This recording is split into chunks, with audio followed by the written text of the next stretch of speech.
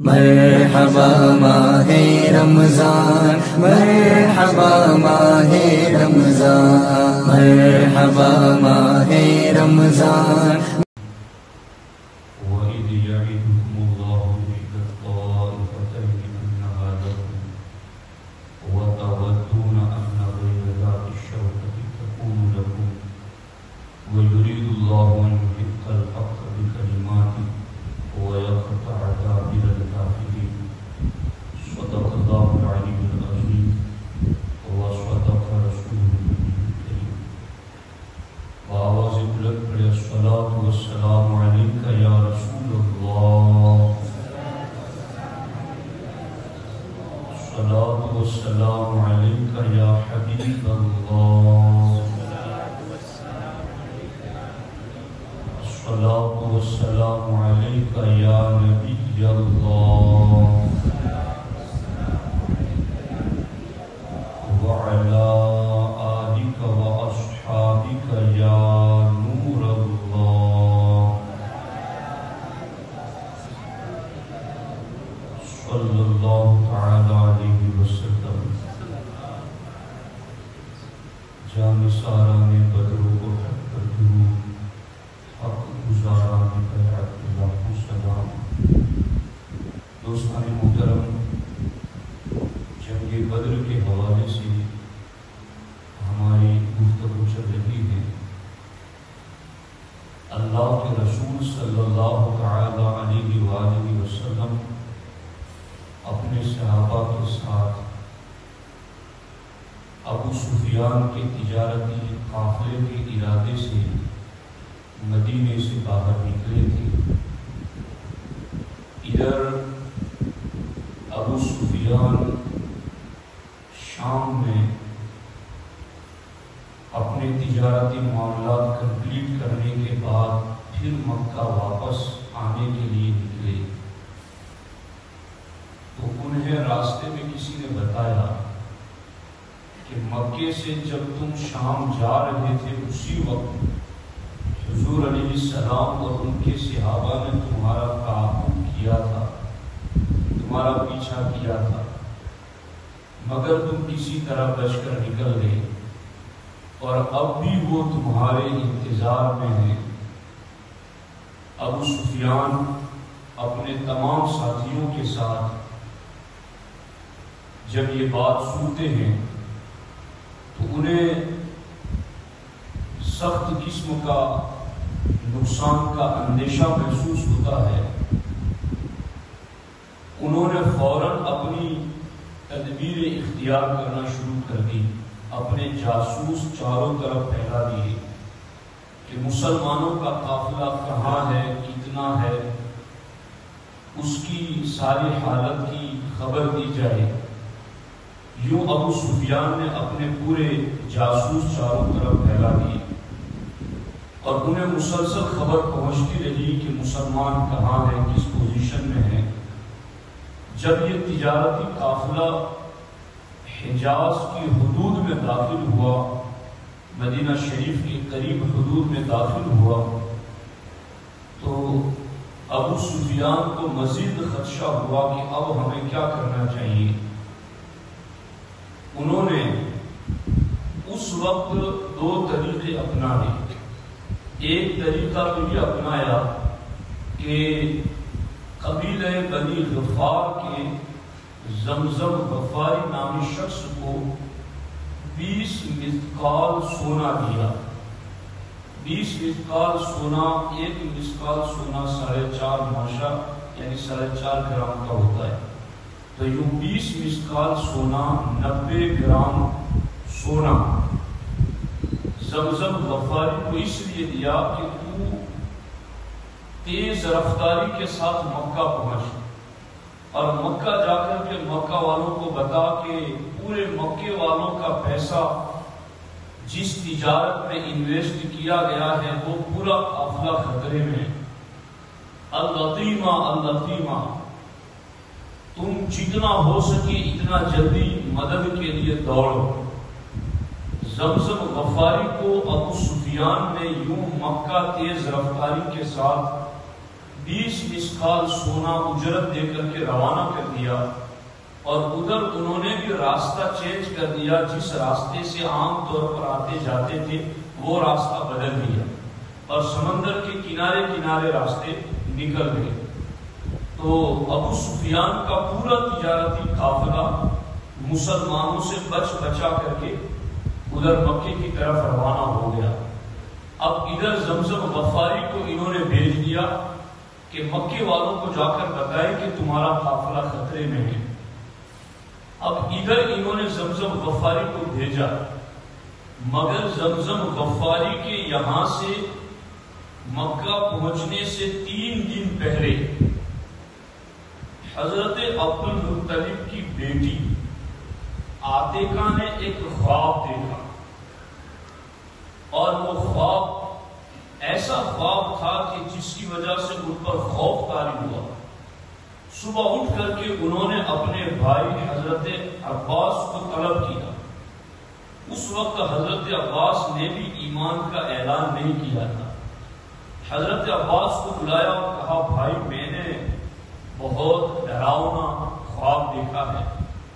کہا وہ کیا خواب دیکھا ہے؟ کہا میں نے ایک خواب دیکھا ہے کہ ایک شتر سوار یعنی اونٹ پر بیٹھا ہوا شخص وادی بطحا میں داخل ہوا، اور وہ یہ اعلان کر رہا ہے، الا یا آل بدر انفروا الی مصارعکم فی صلاۃ، اے دھوکہ باز قوم دوڑ پڑو اپنی قتل گاہوں کی طرف 3 دن کے اندر، یعنی مرنے کے لیے 3 دن میں جہاں تمہاری موت لکھی وہاں دوڑ پڑو۔ تو یہ اونٹ پر سوار ایک شخص سے اعلان کر رہا ہے۔ پھر اچانک میں نے دیکھا کہ وہ اپنے اونٹ سمیت خانہ کعبہ کی چھت پر ہے، اور وہاں سے بھی وہی اعلان کر رہا اور پوری قوم اس کے پیچھے دوڑ رہی ہے۔ پھر اچانک میں نے دیکھا کہ وہ جبل ابو قبیس پر اونٹ لے کر چڑھ گیا، اور وہاں سے بھی اس نے یہی کہا کہ 3 دن کے اندر اندر اپنی موت کی طرف چلو، تیزی کے ساتھ دوڑ کے اپنی موت کی طرف آؤ۔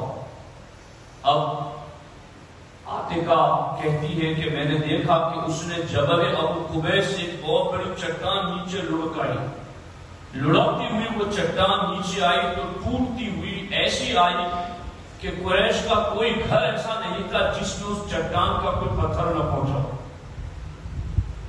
یعنی ہر ایک کا نقصان ہونے والا تھا، ہر ایک کے گھر میں کچھ نہ کچھ تکلیف آنے والی تھی۔ یہ عاتقہ نے حضرت عباس کو سنایا، تو حضرت عباس نے بھی کہا ہاں یہ خواب تو بڑا خوفناک ہے، مگر کسی کو تو بھی بتانا نہیں، میں بھی نہیں بتاؤں گا۔ لیکن حضرت عباس جب وہاں سے نکلے تو ولید بن عتبہ ان کا دوست تھا، وہ راستے میں انہیں مل گیا، تو حضرت عباس نے اپنے دوست کو یہ واقعہ بتا دیا، اور اس نے جا کر کے ولید بن عتبہ نے جا کر اپنے باپ عتبہ کو بتا دیا۔ اب یوں بات ہوتے ہوتے پورے قریش میں پھیل گئی۔ تو حضرت عباس کہتے ہیں میں خانہ کعبہ کے طواف میں مصروف تھا کہ ابو جہل اپنی میٹنگ میں بیٹھا ہوا تھا۔ ابو جہل نے کہا عباس طواف کر کے واپس آؤ میرے پاس۔ حضرت عباس جب اس کے پاس گئے تو اس نے کہا کہ یہ تم عبد المطلب کی اولاد اس بات پر راضی نہیں کہ تم میں ایک مرد نے نبوت کا دعویٰ کیا، اب تمہاری عورتیں بھی نبیہ بن گئی؟ یوں اس طرح سے ابو جہل نے چوٹ لگایا اور تانا دیا۔ حضرت عباس نے فرماتے ہیں کہ میں نے انجام کر کے پوچھا بتاؤ تو صحیح ہوا کیا ہے؟ کہا وہ خواب جو تمہاری بہن نے دیکھا ہے۔ حضرت عباس کہتے ہیں میں یہ سن کر کے گھر گیا تو خاندان کی ساری عورتوں نے مجھے ڈانٹا کہ ایک تو تم نے خواب راز کے طور پر رکھا نہیں بتا دیا، اور پھر یہ کہ تمہارے مردوں کو اتنا برا بھلا کہا گیا تب تو تم چپ رہے، اور تمہاری عورتوں کو برا بھلا کہا جا رہا ہے پھر بھی تم چپ رہتے ہو۔ حضرت عباس کہتے ہیں میں نے کہا کہ میں ابھی جاتا ہوں، اب مجھے اگر ابو جہل مل گیا اور اس نے اگر مجھے کچھ کہا تو میں اس کا کام تمام کر دوں گا۔ حضرت عباس کہتے ہیں مگر اس دن مجھے ملا نہیں۔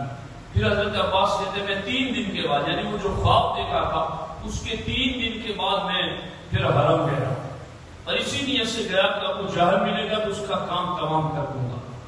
حضرت عباس کہتے ہیں میں گیا تو میں نے ابو جہل کو تو نہیں دیکھا، لیکن تھوڑی دیر ہوئی کہ ابو جہل مجھے بھاگتا ہوا دکھائی دیا.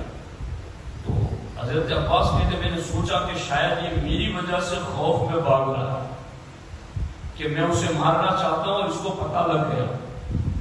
حضرت عباس کہتے ہیں مگر تھوڑی ہی دیر میں مجھے پتا چلا کہ زمزم غفاری اونٹ پر بیٹھ کر آیا ہے اور اس نے اونٹ کی ناک اور کان کاٹ دی اور کجاوا الٹا کر کے رکھ دیا ہے اور اپنا جو کرتا پہنا وہ پیچھے سے پھاڑ دیا ہے اور پورے مکے والوں کو پکار رہا ہے جلدی کرو تمہارا قافلہ خطرے میں، تمہارے سردار خطرے میں ہے. تو ابو جہل اصل میں وہ زمزم غفاری کی آواز سن کے بھاگ رہا تھا اور ساری قوم کو ابو جہل تیار کر رہا تھا. اب عاتقہ کا خوف پورا مشہور ہو چکا تھا تو جلدی سے بہت سارے لوگ تو تیار ہو گئے مگر کچھ لوگ ایسے تھے جو ڈر رہے تھے کہ یہ خواب سچا ہوگا اور 3 دن کے اندر ہی جانے کا ہوا ہے. تو یہی تو خواب بتایا گیا تھا. تو ابو جہل نے یہ بھی کہا تھا حضرت عباس کو کہ اگر یہ 3 دن کے اندر کوئی ایسی بات نہیں ہوئی تو میں پورے عرب میں مشہور کر دوں گا کہ سب سے جھوٹا کرانا یہ معاذ اللہ رب العالمین. تو اب 3 دن کے اندر یہ ہو گیا. اب ابو لہب کے پاس گئے چل تجھے بھی چلنا ہے. ابو لہب کو پتا تھا یہ خواب سچا ہونے والا ہے میں نہیں جاؤں. یہ تھے وفاق مگر انہیں سرکار کی باتوں پر یقین رہتا تھا کہ یہ جو کہتے تھے نا یہ ہو کے رہے گا. تو حضرت عاتقہ کے خواب کی وجہ سے ابو لہب کے بیٹے کے بارے میں بھی سرکار نے کہا اللہم سلط علیہ کلب من کلاب النار. اس کے بیٹے نے گستاخی کی تو سرکار نے فرمایا اللہ اس پر تیرے کتوں میں سے کتا مسلط کر. جب وہ قافلے کے ساتھ جا رہا تھا نا ابو لہب کا بیٹا تو ابو لہب نے کہا بھائی محمد کی دعا کی وجہ سے صلی اللہ علیہ وسلم مجھے خطرہ لگتا ہے اس لیے رات کو سو تو تم میرے بیٹے کو سارے قافلے کا سامان اکٹھا کر کے اونچا کر کے اس کو اوپر سلانا. مگر سرکار نے کہہ دیا تھا اس کو سلایا گیا اور رات کو جنگل کا شیر آیا سب کے منہ سونگتا رہا کسی کو کچھ نہیں کیا کیونکہ کسی کے منہ سے گستاخی کی بدبو نہیں آ رہی تھی. پھلان کر کے اوپر گیا کہ یہاں تو سردار کا بیٹا سویا ہوا ہے اس کا منہ سونگا تو گستاخی کی بدبو آ رہی تھی اس کو پھاڑ کے ختم کر دیا. ابو لہب یہ ساری باتیں دیکھ چکا تھا اس لیے ابو لہب نے کہا میں نہیں چلوں گا. لیکن ابو لہب نے اپنی جگہ عاص نام کے ایک شخص کو جس پر اس کا 4000 کا قرضہ باقی تھا تو کہا کہ میں تجھے 4000 معاف کر دوں گا مگر تو میری جگہ چلا رہا. اسی طرح سے امیہ بن ابی خلف جو مکے کا رئیس اعظم سب سے بڑا مالدار کہا جاتا تھا اس نے بھی جانے سے انکار کر دیا. تو ابو جہل نے کیا پینترا بدلا عقبہ بن ابی معیط کو ایک انگیٹھی میں عود جلا کر کے بھیجا اور امیہ ابن خلف جہاں بیٹھا تھا نا وہاں جا کر کے وہ عود رکھ دی اور عقبہ ابن ابی معیط چونکہ ایک چھوٹی عقل والا بندہ تھا اگر کوئی جیسا کہہ دیتا تھا کر لیتا تھا تو جا کر کے امیہ بن ابی خلف کے سامنے رکھ کر کے کہا کہ محترمہ آپ کا کام نہیں ہے جنگوں میں مردوں کی طرح لڑنا تم یہاں انگیٹھی سیکھو. یہ تانا دیا کہ تم مرد نہیں ہو تم.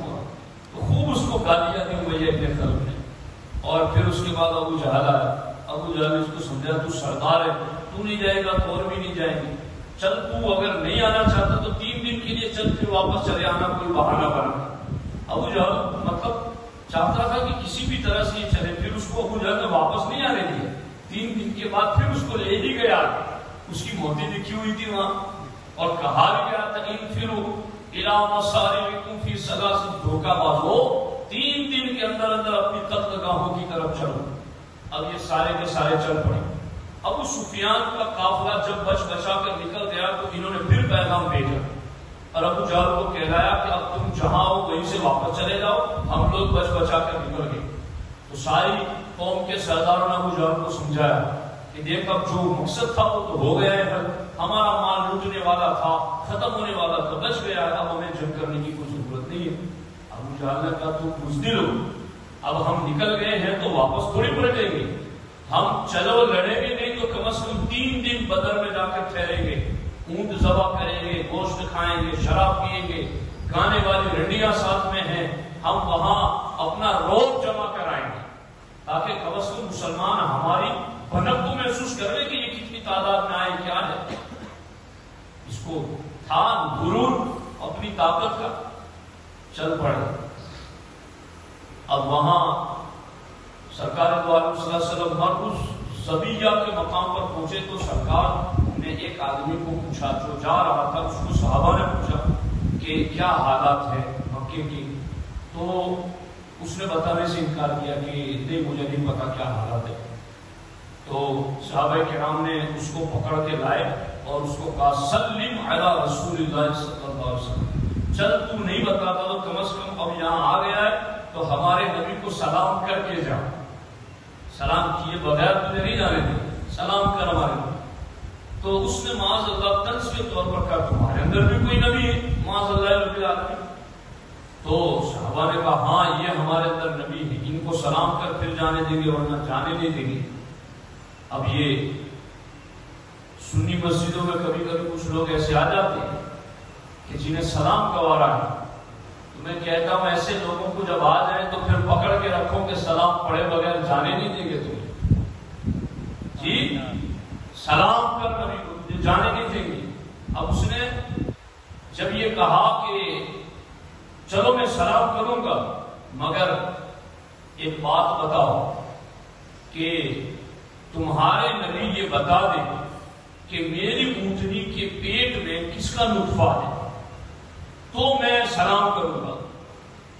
تو جب اس نے یہ کہا نا تو حضرت سلمہ رضی اللہ تعالیٰ عنہ صحابی رسول تھی، وہ متوجہ ہوئے اس کی طرف اور اس کو کہا لا تسأل رسول اللہ صلی اللہ علیہ وسلم اقبل علی انا اخبرک ذلک، تو حضور سے کیوں پوچھتا ہے، میں حضور کا غلام تجھے بتاتا ہوں کہ اس کے پیٹ میں نطفہ کس کا ہے، مجھ سے پوچھ لے۔ پھر انہوں نے کہا کہ یہ تو بدبخت ہے جس نے اس اونٹنی سے غلط کام کیا ہے اور تیری حرام کاری کا نتیجہ اس کے پیٹ میں پڑ رہا ہے۔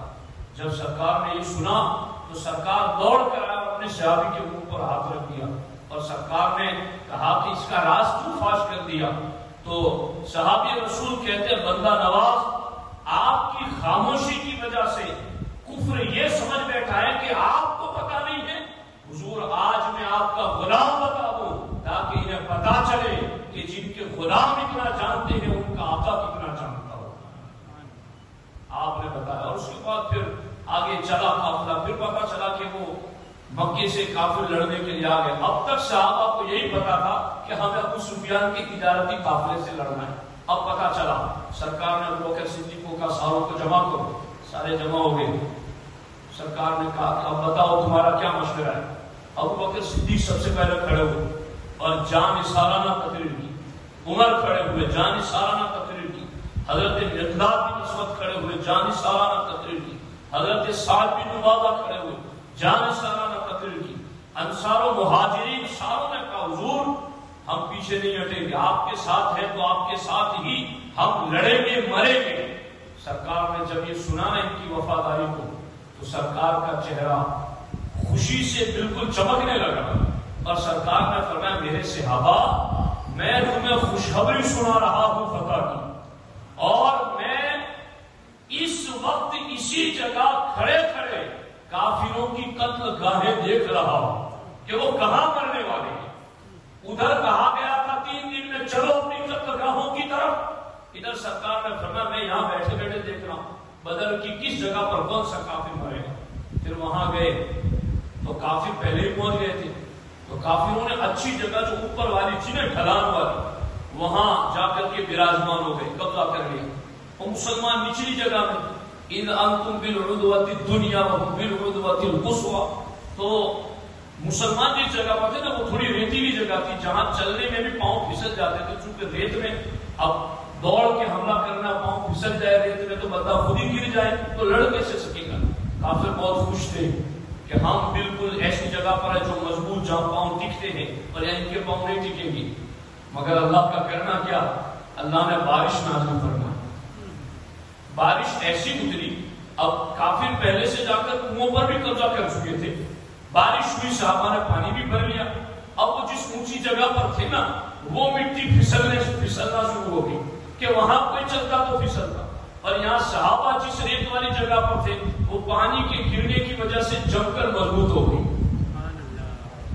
اور جس دن جنگ لڑنی تھی نا صبح، اللہ اکبر، اس رات صحابہ کرام میں حضور علیہ السلام بیدار تھے اور ایک دو صحابہ، اذ یغشیکم النعاس امانۃ، اللہ فرماتا میں نے ساری رات صحابہ کو بدر میں سلائے رکھا، سو گئے سب۔ اب ایک کمرے میں اگر کسی کو یہ کہا جائے کہ مولانا صاحب یا فلاں حاجی صاحب ہمارے اس کمرے میں آپ کو آرام کے لیے رکھا گیا ہے، مگر یہ جو سوراخ ہے نا اس سے کبھی کبھی سانپ آ جاتا ہے، تو پوری رات نیند نہیں آئے گی اگر اس کو صرف سانپ کی خبر دے دی جائے کہ سانپ آ۔ اب سامنے تلواریں 1000 ہے، سارا لاؤ لشکر ہے، مگر اللہ تعالیٰ فرماتا ہے یہ تھکے ہوئے تھے، 12ویں روزے کے نکلے ہیں، 18ویں روزے کو یہاں پہنچے، دھوپ ہے، روزے ہیں، اب ان کو سلایا نہ گیا تو لڑیں گے کیسے صبح؟ اللہ تعالیٰ نے ان کو رات میں نیند طاری کر دی ہے، صبح اٹھے تو بالکل فریش ہو کر اٹھے، تر و تازہ۔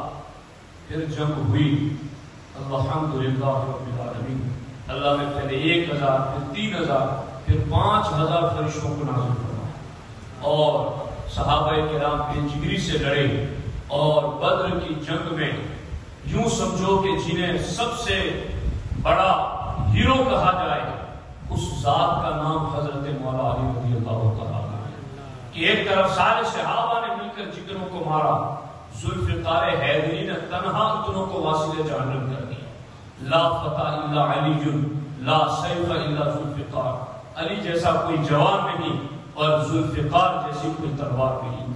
یوں جنگ کا معاملہ، اور جو سرکار جنگ شروع ہونے والی تھی تو ایک صحابی نے مشورہ دیا کہ حضور ہم آپ کے لیے ایک چھپر بنائیں، آج بھی وہاں مسجد عریش بنی ہوئی ہے اور الحمدللہ میں نے وہاں نماز پڑھی بلکہ پڑھائی امامت کی، اور اس مسجد میں مجھے شرف ملا، یہ مسجد عریش، وہاں سرکار کا بدر کے جنگ میں چھپر لگایا گیا تھا۔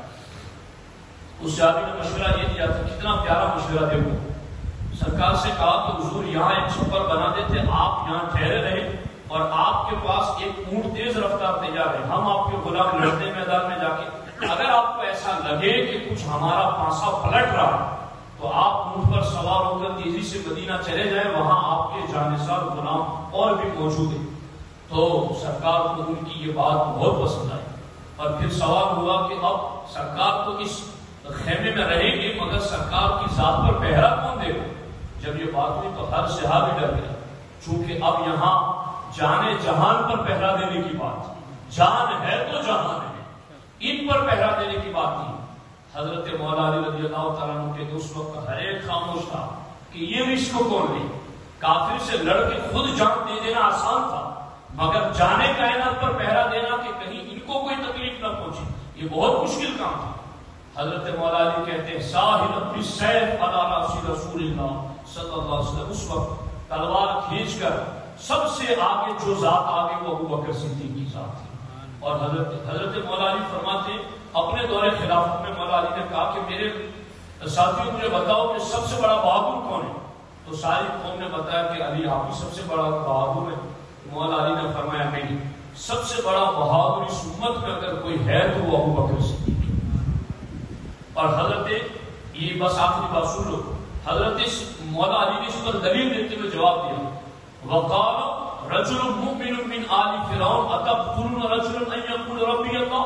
سرکار نے پہلی مرتبہ جب اعلان یا دعوت دی تھی تو سرکار پر ٹوٹ پڑے تھے لوگ، اس وقت ابو بکر صدیق آئے تھے اور آ کر کہا تھا اتقتلون رجلا ان يقول ربي اللہ، لوگوں تم اس مرد کو اس لیے مار دینا چاہتے ہو کہ یہ کہتا ہے کہ میرا رب اللہ ہے؟ حالانکہ یہ قول سب سے پہلے فرعون کی قوم میں سے ایک بندے نے کہا تھا حضرت موسیٰ کے بچاؤ کہ تم موسیٰ کو اس لیے مار دینا چاہتے ہو کہ وہ اللہ کا پیغام دیتے، تو صدیق اکبر نے یہ جملہ کہا تھا۔ حضرت صدیق اکبر نے کہا لوگوں تم مجھے بتاؤ کہ وہ قوم فرعون کا مومن بہتر تھا یا صدیق بہتر ہے؟ لوگ خاموش رہے تو صدیق حضرت مولا علی نے فرمایا سنو، آل فرعون کا وہ شخص جس نے اپنا ایمان چھپایا تھا مگر موسیٰ پر پہرا دینے کے لیے کہا تھا اتقتلون رجلا ان یقول ربی اللہ، میں علی کہتا ہوں آل فرعون کے ایسے مرد سے پوری زمین بھر جائے تو تنہا صدیق کی زندگی کی ایک سانس ان تمام سے بہتر اور افضل ہے۔ جنگ بدر ایک تفصیل طلب ہے. اللہ کریم کی بارگاہ میں دعا ہے اللہ تعالیٰ اصحاب بدر کے فیضان سے ہم سب کو مرحمات فرمائے. ان اللہ و ملائکتہ یصلون علی النبی یا ایھا الذین آمنوا صلوا علیہ وسلموا تسلیما. اللهم صل على سيدنا ومولانا محمد وآله وصحبه وبارك وسلم وأفضل أمري إلى الله إن الله رسول بالعباد وصلى الله تعالى على خير خلقه وعلى آله وصحبه أجمعين برحمته.